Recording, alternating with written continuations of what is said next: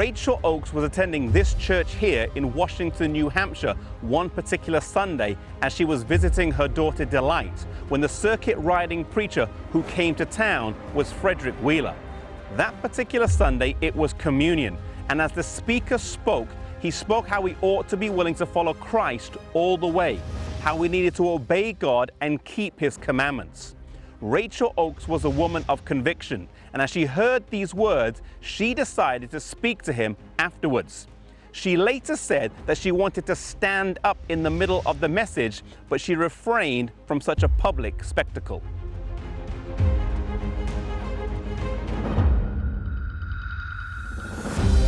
My brother, you'd do better to set that communion table back against the wall and cover it with a white cloth until you're willing to keep all the commandments of God. You see, Rachel Oakes was a Seventh-day Baptist, and she felt strongly about this subject and admonished Frederick Wheeler that he ought to follow God all the way. Wheeler later stated that her words cut deep, and they sent him straight back to the Bible to study the subject for himself. This was a turning point in his life, and he was convicted on the Sabbath and saw it as binding.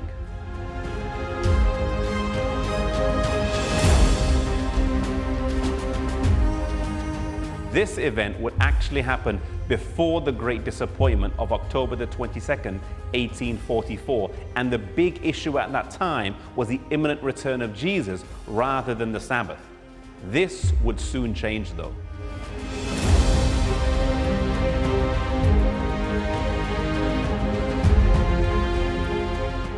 Rachel Preston lived the rest of her life in Vernon, Vermont, in an area rich in history. Near her home is a well-preserved Advent Christian chapel that Joshua V. Himes dedicated in the 1860s. Dwight L. Moody lived nearby and preached here on a few occasions, and Ira B. Sankey also sang here. Rachel Preston did not become a Seventh-day Adventist until just a year before her death. She is buried here in Vernon, Vermont, and near her grave there is a fitting historic marker that outlines her special place in history.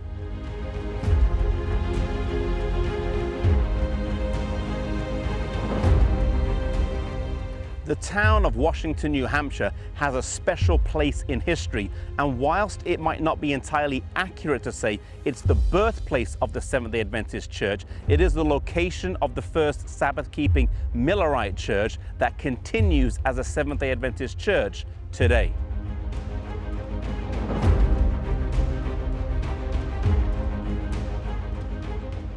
Here you can walk the Sabbath trail that charts the history of the Sabbath from creation to the new earth on 31 granite stones.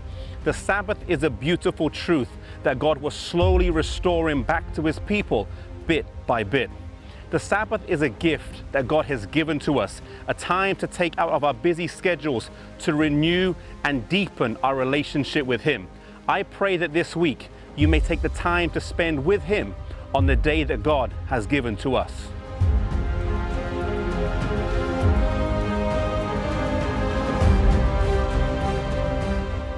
Frederick Wheeler moved from the Washington, New Hampshire area and went to live in upstate New York and lived a long life of loyal service to God, always faithful in following Him and remaining confident in his beliefs. At the age of 96, he wrote, "The gospel armor I will not put off.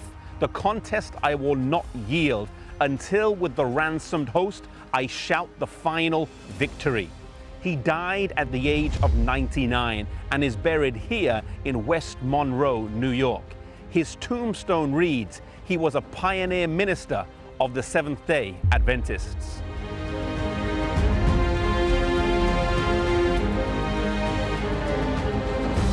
Rachel Preston teaches us the importance of boldness, but not any type of boldness, boldness that was kind and courteous. She didn't seek to embarrass the person she was talking to, but approached them in a kind, courteous, and Christ-like manner.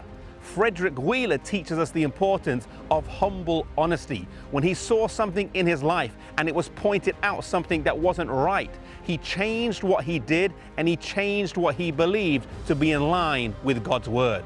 May God grant us these attributes of character as we follow Him in our lives.